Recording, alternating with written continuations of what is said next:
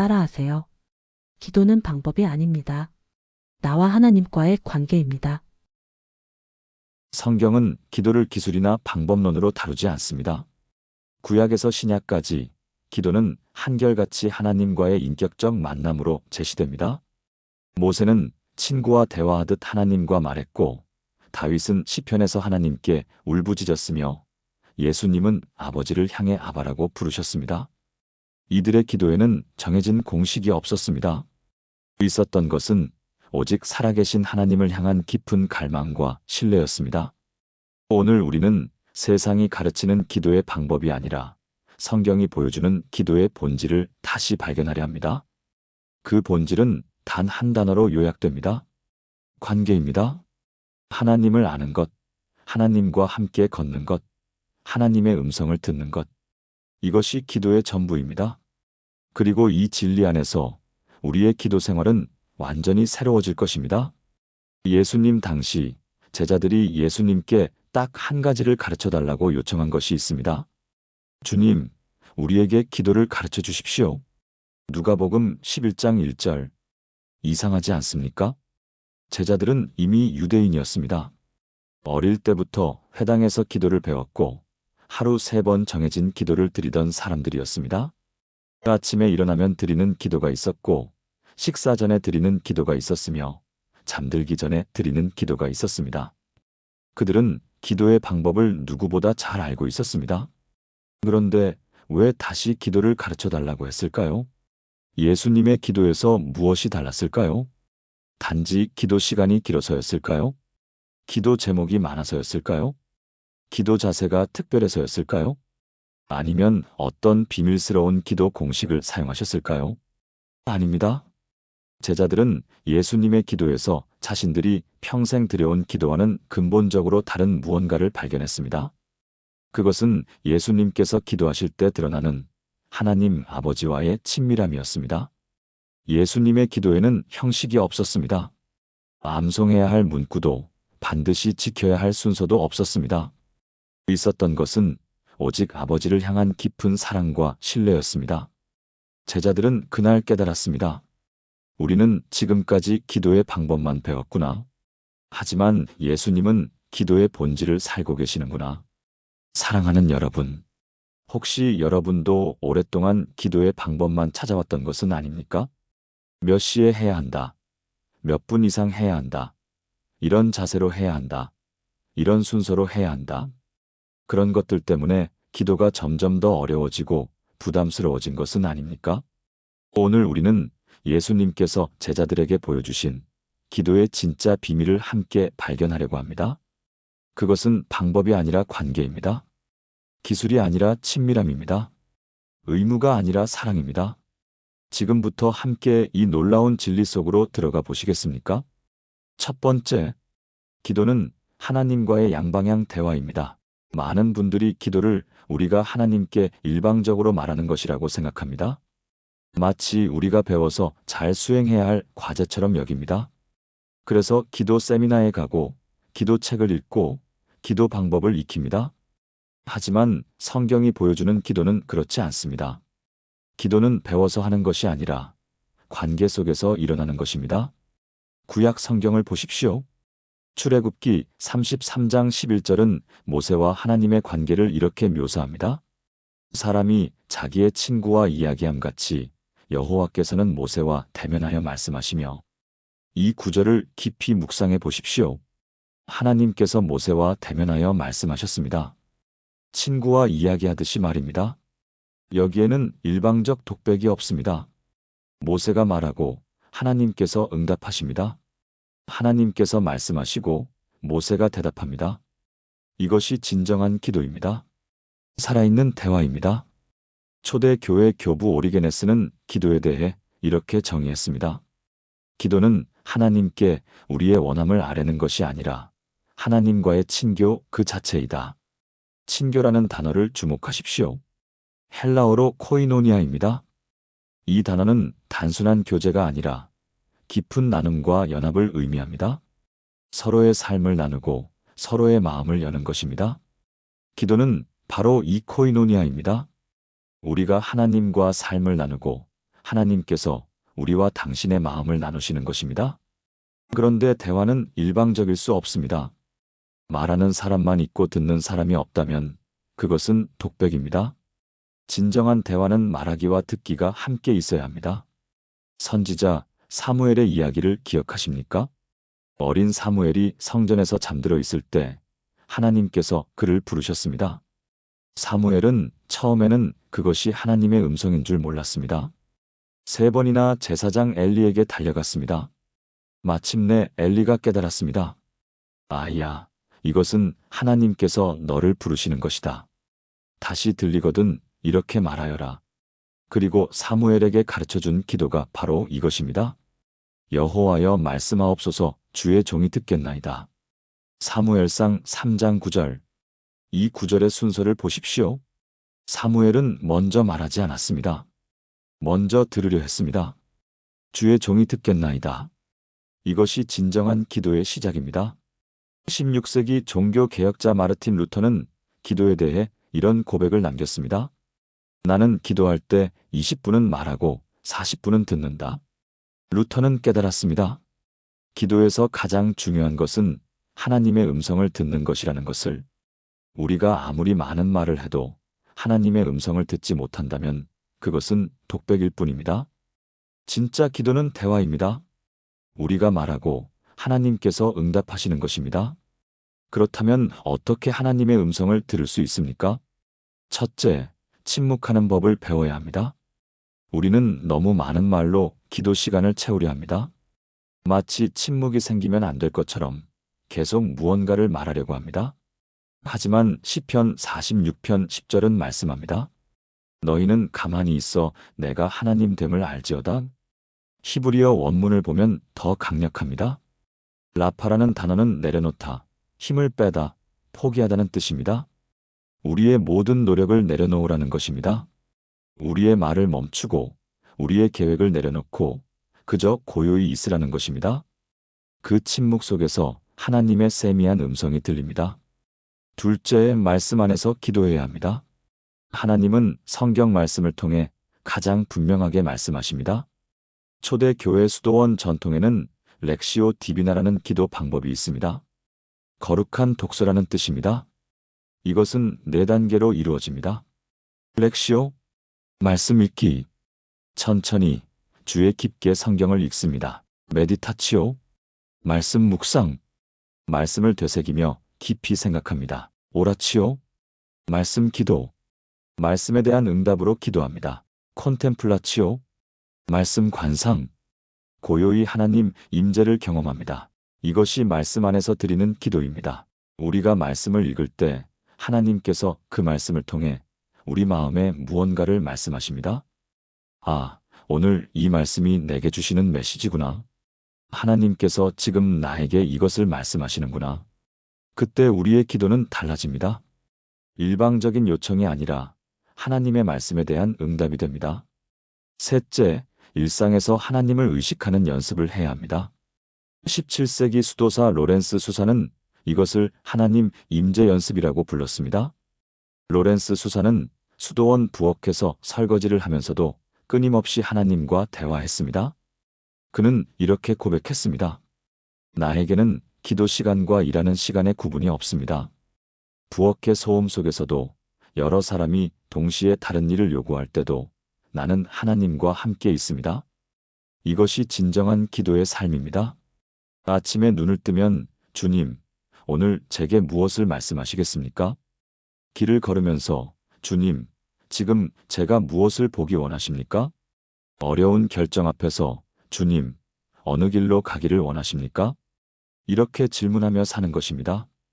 그러면 하나님께서 다양한 방법으로 응답하십니다. 성경 말씀을 통해서, 설교 말씀을 통해서, 형제자매의 권면을 통해서, 때로는 마음속 깊은 평안을 통해서 말씀하십니다. 사랑하는 여러분, 기도는 여러분이 일방적으로 해야 할 일이 아닙니다. 기도는 하나님과 여러분 사이에 일어나는 대화입니다. 관계 속에서 자연스럽게 흘러나오는 것입니다. 마치 사랑하는 사람과 함께 있을 때 꼭 무슨 말을 해야만 관계가 유지되는 것이 아닌 것처럼 말입니다. 때로는 함께 침묵 속에 앉아 있는 것만으로도 깊은 교제가 일어납니다. 함께 기도하시겠습니까? 사랑하는 하나님 아버지, 저는 오랫동안 기도를 일방적으로 말하는 것으로만 생각했습니다. 해야 할 과제처럼, 수행해야 할 의무처럼 여겼습니다. 하지만 오늘 깨닫습니다. 기도는 주님과의 살아있는 대화임을, 양방향 교제임을 알게 됩니다. 이제 저는 먼저 침묵하겠습니다. 제 말을 쏟아내기 전에 먼저 주님의 음성에 귀 기울이겠습니다. 말씀 안에서 주님의 뜻을 발견하고 일상 속에서 주님과 끊임없이 대화하며 살겠습니다. 제 기도가 독백이 아니라 대화가 되게 하시고 형식이 아니라 관계가 되게 하소서. 예수님의 이름으로 기도합니다. 아멘. 이제 여러분은 기도에 대한 부담을 내려놓을 수 있습니다. 왜냐하면 기도는 잘하고 못하고의 문제가 아니라 그저 하나님과 함께 있고 하나님의 음성을 듣는 것이기 때문입니다. 두 번째, 기도는 올바른 말이 아니라 진실한 마음입니다. 많은 분들이 기도할 때 어떤 말을 해야 할지 고민합니다. 이렇게 말하면 하나님께서 들으실까? 저렇게 표현하면 더 좋을까? 은혜로운 기도를 하려면 어떤 단어를 써야 할까? 그래서 다른 사람의 기도를 듣고 흉내 내려 하고 아름다운 기도문을 외우려 합니다. 하지만 하나님께서 원하시는 것은 올바른 말이 아닙니다. 진실한 마음입니다. 다윗의 기도를 보십시오. 시편은 150편의 기도와 찬양으로 이루어져 있습니다. 그 중에서도 가장 솔직하고 날 것 그대로의 기도들이 많이 있습니다. 시편 13편 1절부터 2절에서 다윗은 이렇게 기도합니다. 여호와여 어느 때까지니이까 나를 영원히 잊으시나이까 주의 얼굴을 나에게서 어느 때까지 숨기시겠나이까 내가 나의 영혼에 고통하며 종일토록 마음에 슬픔을 품기를 어느 때까지 하오며 내 원수가 나를 치며 자랑하기를 어느 때까지 하리이까. 이 기도를 자세히 보십시오. 얼마나 솔직합니까? 하나님, 언제까지 저를 잊으실 겁니까? 이것은 예의 바른 기도가 아닙니다. 공손한 표현도 아닙니다. 신학적으로 정확한 기도도 아닙니다. 하나님이 사람을 잊으신다는 것은 신학적으로 불가능합니다. 하지만 이것이 그 순간 다윗의 진실한 마음이었습니다. 그리고 놀라운 것은 하나님께서 이 기도를 사랑하셨다는 것입니다. 이 기도가 성경에 기록되어 수천 년 동안 수많은 사람들에게 위로가 되고 있습니다. 왜냐하면 여기에는 가식이 없었기 때문입니다. 시편 22편도 보십시오. 이것은 예수님께서 십자가에서 인용하신 시편입니다. 나의 하나님이여, 나의 하나님이여, 어찌 나를 버리셨나이까? 시편 22편 1절. 이것도 신학적으로는 문제가 있는 표현입니다. 하나님은 결코 당신의 자녀를 버리지 않으십니다. 하지만 그 순간 다윗이 그리고 예수님께서 느끼신 것은 버림받음이었습니다. 그래서 그렇게 기도하신 것입니다. 하나님은 이 진실한 고백을 받으셨습니다. 구약 성경에는 욥의 기도도 나옵니다. 욥기를 읽어보면 욥은 하나님께 거의 항의하다시피 말합니다. 내가 무엇을 잘못했습니까? 왜 이런 고통을 주십니까? 욥은 자신의 억울함을, 자신의 고통을, 자신의 분노까지도 숨기지 않고 하나님 앞에 쏟아냈습니다. 욥의 친구들은 욥을 책망했습니다. 욥, 그렇게 말하면 안 돼. 하나님께 불경스러운 거야.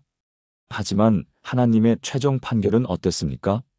욥기 42장 7절에서 하나님은 오히려 욥의 친구들을 책망하십니다. 너희가 나를 가리켜 말한 것이 내 종 욥의 말 같이 옳지 못하니라. 하나님은 욥의 솔직한 기도를 받으셨고 오히려 신학적으로 올바른 말만 늘어놓은 친구들을 책망하셨습니다. 반대로 바리새인들의 기도를 보십시오. 누가복음 18장 11절부터 12절에서 바리새인은 이렇게 기도합니다. 하나님이여 나는 다른 사람들 곧 토색, 불에 간음을 하는 자들과 같지 아니하고 이 세리와도 같지 아니함을 감사하나이다. 나는 일에 2번씩 금식하고 또 소득의 11조를 드리나이다. 이 기도는 문법적으로 완벽합니다. 예의도 갖추었고 신앙적으로도 정확한 표현들입니다. 하나님을 향한 감사도 표현했고 자신의 신앙 실천도 보고했습니다. 하지만 예수님은 이 기도를 칭찬하지 않으셨습니다. 오히려 멀리 서서 하나님이여 불쌍히 여기옵소서 나는 죄인이로소이다라고 가슴을 치며 기도한 세리를 칭찬하셨습니다. 왜입니까? 바리새인의 기도에는 진실이 없었기 때문입니다. 그는 하나님께 기도하는 척하면서 실제로는 자신을 자랑하고 있었습니다. 그의 말은 아름다웠지만 마음은 교만으로 가득했습니다. 반면 세리의 기도는 서툴렀습니다. 단 한 문장이었습니다. 하지만 그 안에는 진실한 회개가, 절박함이, 진정한 하나님을 향한 갈망이 있었습니다. 사랑하는 여러분, 사무엘상 16장 7절은 말씀합니다. 사람은 외모를 보거니와 나 여호와는 중심을 보느니라. 하나님은 여러분의 말을 평가하지 않으십니다. 하나님은 여러분의 마음을 보십니다. 여러분이 어떤 단어를 사용하든 어떤 문장을 만들든 하나님은 관심이 없으십니다. 하나님께서 보시는 것은 오직 여러분의 중심입니다. 진심으로 하나님을 찾는가? 정직하게 자신의 마음을 드리는가? 이것만이 중요합니다. 신약 성경은 이것을 더욱 분명히 합니다. 로마서 8장 26절은 말씀합니다. 이와 같이 성령도 우리의 연약함을 도우시나니 우리는 마땅히 기도할 바를 알지 못하나 오직 성령이 말할 수 없는 탄식으로 우리를 위하여 친히 간구하시느니라. 마땅히 기도할 바를 알지 못한다는 것을 인정하십시오. 때로는 정말 어떻게 기도해야 할지 모를 때가 있습니다. 어떤 말을 해야 할지, 어떻게 표현해야 할지 모를 때가 있습니다. 그럴 때 성령께서 도우십니다. 심지어 말할 수 없는 탄식으로도 간구하십니다. 말이 안 나와도 괜찮습니다. 침묵도 기도가 될 수 있습니다. 그렇다면 우리는 어떻게 기도해야 합니까? 첫째, 지금 느끼는 그대로 말하십시오. 슬프면 하나님, 저 슬퍼요. 이 상황이 억울해요. 두려우면 하나님, 저 두려워요. 앞이 보이지 않아요. 있는 그대로 말하십시오. 하나님은 이미 여러분의 마음을 다 아십니다. 숨길 필요가 없습니다. 둘째, 포장하지 마십시오. 이렇게 말하면 영적으로 보일까? 저렇게 표현하면 성숙해 보일까? 이런 생각하지 마십시오. 하나님 앞에서는 아무것도 포장할 수 없습니다. 하나님은 모든 것을 보십니다. 차라리 서툰 기도라도 진실하게 드리는 것이 낫습니다. 셋째, 침묵도 기도라는 것을 기억하십시오. 때로는 말할 수 있는 단어가 없을 때가 있습니다. 너무 슬퍼서, 너무 기뻐서, 너무 복잡해서 말이 안 나올 때가 있습니다. 그럴 때는 침묵하십시오. 그 침묵 속에 여러분의 모든 마음을 담아 하나님 앞에 있으십시오. 하나님은 그 침묵도 이해하십니다. 함께 기도하시겠습니까? 하나님 아버지, 저는 오랫동안 올바른 말을 찾으려 애썼습니다. 아름다운 기도를 하려고 노력했습니다. 신학적으로 정확한 표현을 사용하려 했습니다. 하지만 오늘 깨닫습니다. 주님이 원하시는 것은 제 진실한 마음임을. 이제 저는 있는 그대로 주님 앞에 나아갑니다. 제 슬픔도, 제 기쁨도, 제 두려움도, 제 분노도, 제 모든 감정을 주님께 드립니다. 포장하지 않고, 꾸미지 않고, 있는 그대로 드립니다. 말로 표현할 수 없을 때는 침묵으로 주님 앞에 있겠습니다. 제 중심을 보시는 주님을 신뢰합니다. 예수님의 이름으로 기도합니다. 아멘. 이제 여러분은 기도할 때 자유로울 수 있습니다. 완벽한 문장을 만들지 못해도 괜찮습니다. 하나님은 여러분의 진심만을 보시기 때문입니다. 세 번째, 기도의 궁극적 목적은 하나님을 아는 것입니다. 우리는 보통 기도할 때 무언가를 구합니다. 건강을 구하고, 축복을 구하고, 문제의 해결을 구합니다. 이것이 잘못된 것은 아닙니다. 예수님도 구하라 그리하면 너희에게 주실 것이요라고 말씀하셨습니다. 마태복음 7장 7절. 하지만 기도가 구하기에만 머문다면 우리는 기도의 가장 큰 목적을 놓치는 것입니다. 기도의 궁극적 목적은 무엇을 얻는 것이 아니라 하나님을 아는 것입니다. 사도 바울의 기도를 보십시오. 바울은 세 차례의 선교 여행을 하면서 수많은 고난을 겪었습니다. 매 맞고, 돌에 맞고, 감옥에 갇히고, 굶주리고, 추위에 떨었습니다. 그런 바울이 무엇을 기도했을까요? 고난에서 벗어나게 해달라고 기도했을까요? 성공적인 사역을 위해 기도했을까요? 아닙니다.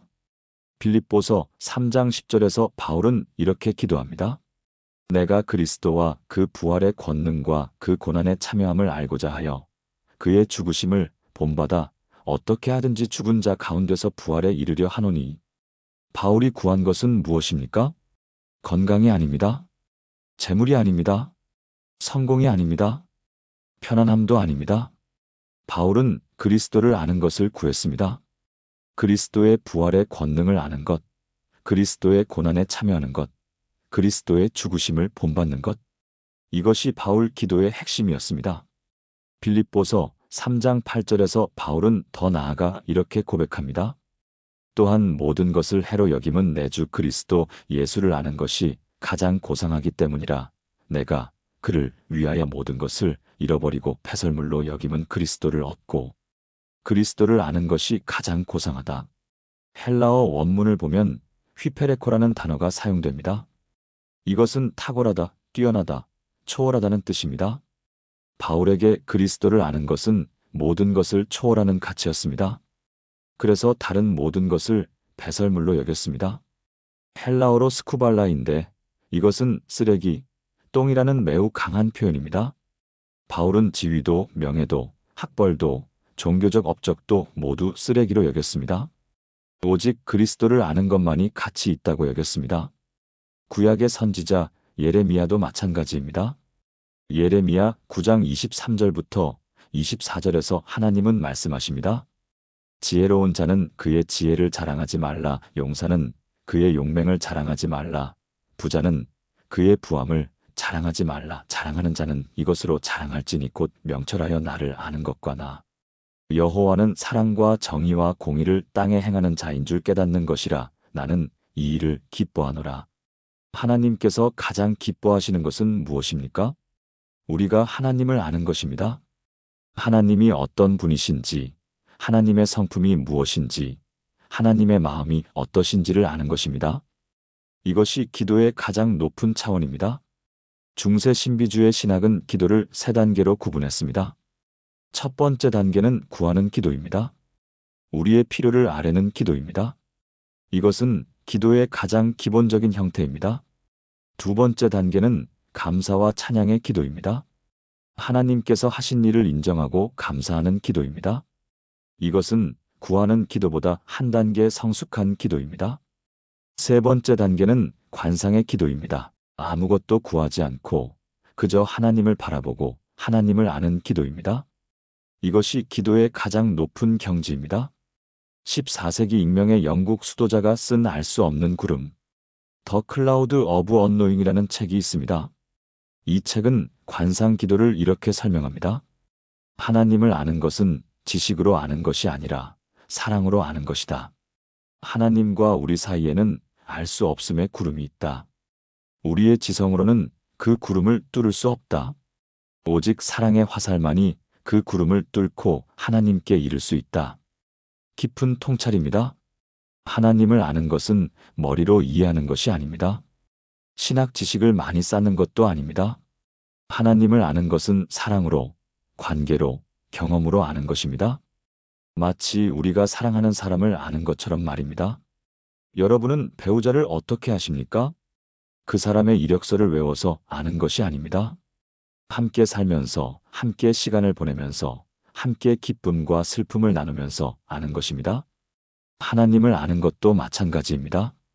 기도 시간에 하나님과 함께 있으면서, 하나님의 임재를 경험하면서, 하나님의 사랑을 느끼면서 아는 것입니다. 그렇다면 어떻게 하나님을 알아갈 수 있습니까? 첫째, 하나님의 이름을 묵상하십시오. 성경에는 하나님의 다양한 이름들이 나옵니다. 엘샤다이, 전능하신 하나님, 여호와 이레, 준비하시는 하나님, 여호와 라파, 치료하시는 하나님, 여호와 샬롬, 평강의 하나님, 여호와 로이, 목자이신 하나님. 각 이름은 하나님의 성품을 보여줍니다. 기도할 때 이 이름들을 하나씩 부르며 묵상하십시오. 하나님, 당신은 전능하신 분이십니다. 당신은 저를 치료하시는 분이십니다. 당신은 제 목자이십니다. 그러면 하나님이 어떤 분이신지 더 깊이 알게 됩니다. 둘째, 하나님의 행하심을 기억하십시오. 과거에 하나님께서 여러분의 삶에 어떻게 일하셨습니까? 구약 이스라엘 백성들은 계속해서 하나님의 행하심을 기억했습니다. 유월절을 지키며 출애굽을 기억하고 초막절을 지키며 광야 생활을 기억했습니다. 그것을 기억하고 묵상하십시오. 하나님, 그때 주님께서 저를 건지셨습니다. 주님은 신실하신 분이십니다. 이렇게 하나님의 행하심을 기억할 때 하나님의 성품을 더 깊이 알게 됩니다. 셋째, 예수님을 바라보십시오.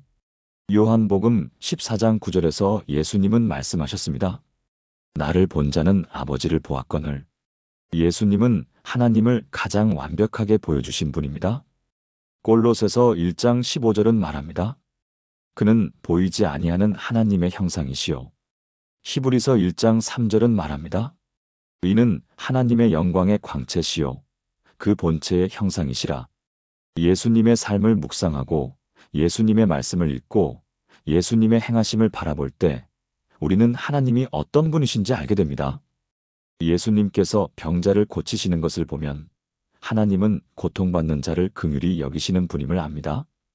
예수님께서 죄인들과 함께 식사하시는 것을 보면 하나님은 죄인을 사랑하시는 분임을 압니다. 예수님께서 십자가에 달리시는 것을 보면 하나님의 사랑이 얼마나 큰지를 압니다. 함께 기도하시겠습니까? 하나님 아버지, 저는 오랫동안 필요한 것만 구했습니다. 해결책만 찾았고 응답만 바랐습니다. 하지만 오늘 깨닫습니다.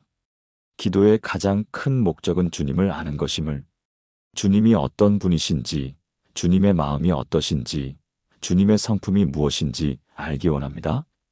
주님의 이름을 묵상하게 하시고 주님의 행하심을 기억하게 하시며 예수님을 통해 주님을 더욱 깊이 알아가게 하소서. 제 기도가 단순히 구하는 기도에서 주님을 아는 기도로 성장하게 하소서. 주님을 아는 것이 제 인생의 가장 큰 보배가 되게 하소서. 다른 모든 것보다 주님을 아는 것이 가장 고상함을 깨닫게 하소서. 예수님의 이름으로 기도합니다. 아멘. 이제 여러분의 기도는 단순히 필요를 채우는 수단이 아니라 하나님과의 깊은 친교가 될 것입니다. 그리고 그 친교 속에서 여러분은 진정한 만족과 평안을 발견하게 될 것입니다. 네 번째, 기도는 공동체 안에서 순종으로 이어집니다. 많은 분들이 기도를 매우 개인적인 일로만 생각합니다. 나와 하나님 사이의 은밀한 시간. 물론 이것이 틀린 것은 아닙니다. 예수님도 한적한 곳에 가셔서 홀로 기도하셨습니다. 하지만 성경은 동시에 두 가지를 더 강조합니다. 함께 드리는 기도와 순종으로 이어지는 기도입니다. 먼저 함께 드리는 기도를 보겠습니다. 마태복음 18장 19절부터 20절에서 예수님은 말씀하십니다. 진실로 다시 너희에게 이르노니 너희 중에 두 사람이 땅에서 합심하여 무엇이든지 구하면 하늘에 계신 내 아버지께서 그들을 위하여 이루게 하시리라. 두세 사람이 내 이름으로 모인 곳에는 나도 그들 중에 있느니라. 여기서 예수님은 함께 기도하는 것의 능력을 말씀하십니다. 합심하여라는 단어를 주목하십시오. 헬라어로 심포네오입니다. 영어 심포니, 교향곡의 어원입니다. 여러 악기가 조화를 이루어 하나의 아름다운 음악을 만들어내는 것처럼 여러 사람의 기도가 하나로 합쳐질 때 특별한 일이 일어납니다. 초대 교회를 보십시오. 사도행전 2장 42절은 초대 교회의 모습을 이렇게 묘사합니다. 그들이 사도의 가르침을 받아 서로 교제하고 떡을 떼며 오로지 기도하기를 힘쓰니라. 오로지 기도하기를 힘쓰니라. 헬라어 원문을 보면 프로스카르테레오라는 단어가 사용됩니다. 이것은 끊임없이 전념하다, 꾸준히 계속하다는 뜻입니다. 초대 교회 성도들은 함께 기도하는 것에 전념했습니다. 개인적으로도 기도했지만 더 중요하게는 함께 기도했습니다. 사도행전 4장을 보십시오. 베드로와 요한이 체포되었다가 풀려난 후 교회는 함께 모여 기도했습니다. 사도행전 4장 24절부터입니다. 그들이 듣고 한 마음으로 하나님께 소리를 높여 이르되 대주제여 천지와 바다와 그 가운데 만물을 지은 이시오. 한 마음으로라는 것을 보십시오. 헬라어로 호모디마돈입니다. 같은 열정으로 하나 된 마음으로라는 뜻입니다. 그들이 함께 기도했을 때 무슨 일이 일어났습니까? 사도행전 4장 31절 빌기를 다함에 모인 곳이 진동하더니 무리가 다 성령이 충만하여 담대히 하나님의 말씀을 전하니라. 함께 드리는 기도에는 특별한 능력이 있습니다. 첫째, 함께 기도할 때 믿음이 강해집니다. 혼자 기도할 때는 때때로 의심이 듭니다. 하지만 형제자매들과 함께 기도할 때 서로의 믿음이 강화됩니다. 한 사람이 흔들릴 때 다른 사람이 붙들어주고 한 사람이 지칠 때 다른 사람이 격려해줍니다. 둘째, 함께 기도할 때 더 큰 관점을 갖게 됩니다. 혼자 기도할 때는 자신의 문제만 보기 쉽습니다. 하지만 함께 기도할 때는 다른 사람의 필요를 보게 되고 교회의 필요를 보게 되고 세상의 필요를 보게 됩니다. 셋째, 함께 기도할 때 사랑이 자랍니다. 누군가를 위해 진심으로 기도할 때 그 사람을 향한 사랑이 깊어집니다. 그리고 누군가 나를 위해 기도해 줄 때 그 사람의 사랑을 느끼게 됩니다. 이제 순종으로 이어지는 기도를 보겠습니다. 많은 분들이 기도를 응답받기 위한 수단으로만 생각합니다. 하지만 기도에는 응답받는 것보다 더 중요한 목적이 있습니다. 그것은 하나님의 뜻을 발견하고 순종하기 위함입니다. 예수님의 겟세마네 기도를 보십시오. 마태복음 26장 39절에서 예수님은 이렇게 기도하십니다. 내 아버지여 만일 할만하시거든 이 잔을 내게서 지나가게 하옵소서. 그러나 나의 원대로 마시옵고 아버지의 원대로 하옵소서. 예수님도 인간으로서 고통스러운 십자가를 피하고 싶으셨습니다. 이 잔을 내게서 지나가게 하옵소서. 이것은 예수님의 진실한 마음이었습니다. 하지만 예수님의 기도는 거기서 끝나지 않았습니다. 그러나 나의 원대로 마시옵고 아버지의 원대로 하옵소서. 이것이 진정한 기도의 정신입니다. 내 뜻을 하나님께 아뢰되 최종적으로는 하나님의 뜻에 순종하는 것입니다. 16세기 신비주의자 성 십자가의 요한은 이렇게 말했습니다. 기도의 목적은 내 뜻을 관철시키는 것이 아니라 하나님의 뜻을 발견하고 그것에 내 뜻을 일치시키는 것이다. 이 말씀을 깊이 새기십시오. 기도는 하나님을 설득하는 것이 아닙니다. 기도는 내가 하나님의 뜻을 발견하고 그 뜻에 내 마음을 맞추는 과정입니다. 구약의 이사야 선지자를 보십시오. 이사야는 하나님의 부르심을 받았을 때 이렇게 응답했습니다. 이사야 6장 8절 내가 또 주의 목소리를 들으니 주께서 이르시되 내가 누구를 보내며 누가 우리를 위하여 갈꼬 그때에 내가 이르되 내가 여기 있나이다 나를 보내소서. 이것이 진정한 기도의 응답입니다. 하나님, 제가 원하는 것을 주세요가 아니라 하나님, 제가 여기 있습니다. 저를 사용하세요입니다. 그렇다면 우리는 어떻게 순종하는 기도를 드릴 수 있습니까? 첫째, 내 뜻을 내려놓는 법을 배워야 합니다. 우리는 모두 자기 생각이 있고 자기 계획이 있습니다. 하지만 기도할 때는 그것을 하나님 앞에 내려놓아야 합니다. 둘째, 하나님의 뜻을 분별하기 위해 기도해야 합니다. 로마서 12장 2절은 말씀합니다.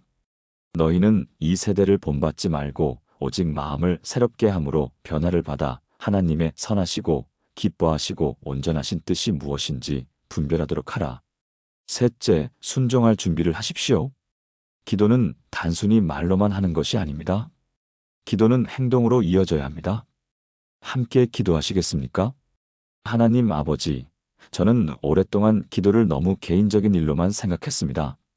혼자 드리는 기도만 중요하게 여겼고 응답받는 것만 추구했습니다. 하지만 오늘 깨닫습니다. 기도는 공동체 안에서 함께 드리는 것이며 순종으로 이어지는 것임을. 저에게 함께 기도할 동역자들을 보내주소서. 가정에서, 교회에서, 소그룹에서 함께 기도하는 은혜를 경험하게 하소서.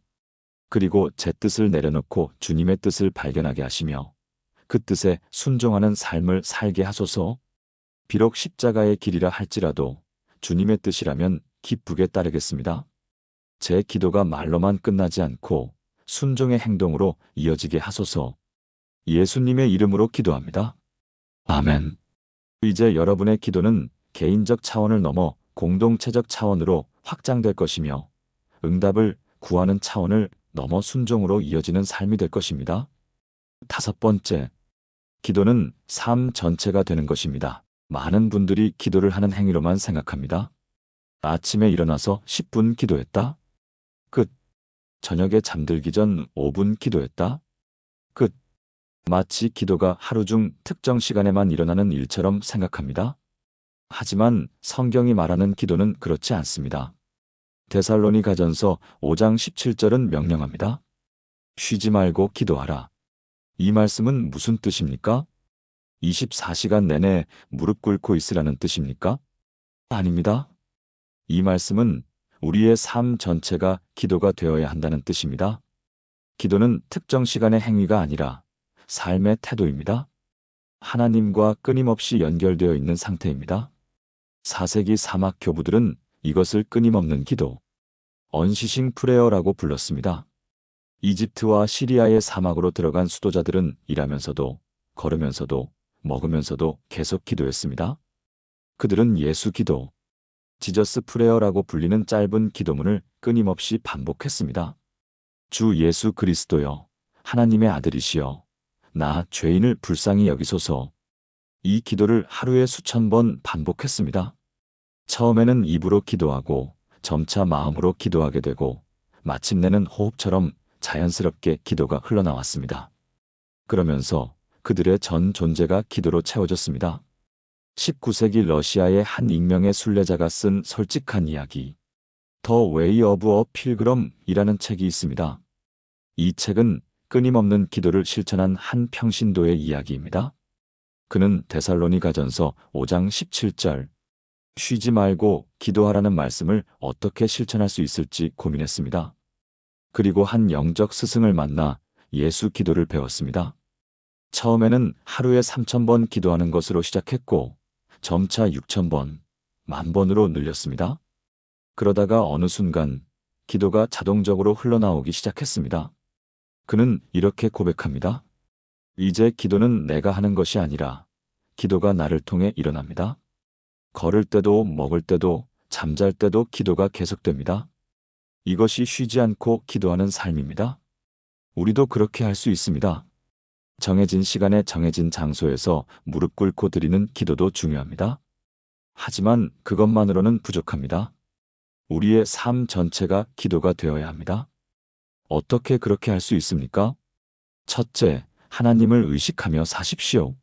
17세기 수도사 로렌스 수사는 이것을 하나님 임재 연습, 프랙터싱 더 프레전스 어브 가드이라고 불렀습니다. 로렌스 수사는 수도원 부엌에서 설거지를 하면서도 끊임없이 하나님과 대화했습니다. 그는 이렇게 고백했습니다. 나에게는 기도 시간과 일하는 시간의 구분이 없습니다. 부엌의 소음 속에서도 여러 사람이 동시에 다른 일을 요구할 때도 나는 하나님과 함께 있습니다. 바닥에 떨어진 집 하나를 주울 때도 나는 하나님의 사랑 때문에 그것을 합니다.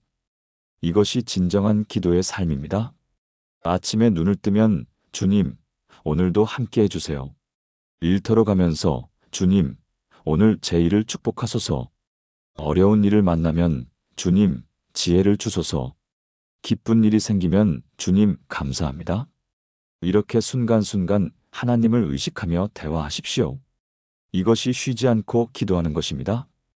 둘째, 일상을 기도로 만드십시오. 설거지하면서 주님, 제 마음도 이렇게 깨끗하게 하소서. 운전하면서 주님, 제 인생길을 안전하게 인도하소서. 청소하면서 주님, 제 삶의 어지러움도 정리해 주소서. 옷을 입으면서 주님, 주님의 의로 저를 입혀주소서. 음식을 먹으면서 주님, 영적 양식으로 저를 채워주소서. 이렇게 일상의 모든 행동을 기도와 연결시키십시오. 그러면 평범한 일상이 거룩한 예배가 됩니다. 셋째, 사람을 만날 때 마음으로 기도하십시오. 지하철에서 피곤해 보이는 사람을 보면 주님, 이분을 위로하소서. 화난 얼굴의 사람을 보면 주님, 이분에게 평안을 주소서. 아이들을 보면 주님, 이 아이들을 축복하소서. 병원에 가는 사람을 보면 주님, 이분을 치료하소서. 이렇게 만나는 사람들을 위해 마음으로 기도하십시오. 그러면 여러분은 끊임없이 기도하는 사람이 됩니다. 넷째, 호흡으로 기도하십시오. 들숨의 주 예수님, 날숨의 저를 불쌍히 여기소서. 또는 들숨의 주님, 날숨에 감사합니다. 이렇게 호흡과 함께 기도하십시오. 그러면 여러분이 깨어있는 모든 순간이 기도가 됩니다. 에베소서 6장 18절은 말씀합니다. 모든 기도와 간구를 하되 항상 성령 안에서 기도하고 이를 위하여 깨어 구하기를 항상 힘쓰며 여러 성도를 위하여 구하라. 항상 기도하라고 합니다. 헬라어로 엔 판티카이롤입니다. 모든 때에 모든 순간에라는 뜻입니다. 이것은 우리의 삶 전체가 기도로 채워져야 한다는 뜻입니다.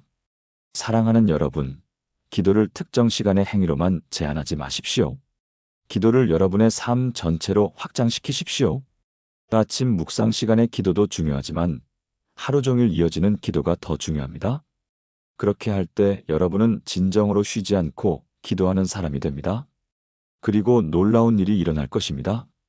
여러분의 삶 전체가 예배가 되고 여러분의 모든 행동이 하나님께 드리는 제사가 될 것입니다. 함께 기도하시겠습니까? 하나님 아버지, 저는 오랫동안 기도를 특정 시간에만 하는 것으로 생각했습니다. 정해진 시간에, 정해진 장소에서만 기도할 수 있다고 생각했습니다. 하지만 오늘 깨닫습니다. 기도는 제 삶 전체가 되어야 한다는 것을. 오늘부터 쉬지 않고 기도하는 삶을 살기 원합니다. 일어날 때, 걸을 때, 일할 때, 쉴 때, 먹을 때, 모든 순간에 주님과 대화하며 살게 하소서. 제 일상이 기도가 되고 제 삶이 예배가 되게 하소서. 제 호흡 하나하나가 주님을 향한 기도가 되게 하소서. 끊임없이 주님과 연결되어 있는 삶을 살게 하소서. 제 모든 행동이 주님께 드리는 제사가 되게 하소서. 예수님의 이름으로 기도합니다. 아멘. 이제 여러분의 하루는 완전히 달라질 것입니다. 기도하는 시간과 기도하지 않는 시간의 구분이 사라지고 삶 전체가 하나님과의 끊임없는 대화가 될 것입니다. 지금까지 나눈 5가지 말씀을 하나의 기도로 드리겠습니다. 함께 기도하시겠습니까? 전능하신 하나님 아버지, 오늘 이 시간 기도의 진정한 의미를 깨닫게 하심을 감사드립니다. 기도가 방법이 아니라 관계임을, 기술이 아니라 친밀함임을, 의무가 아니라 사랑임을 알게 하셨습니다.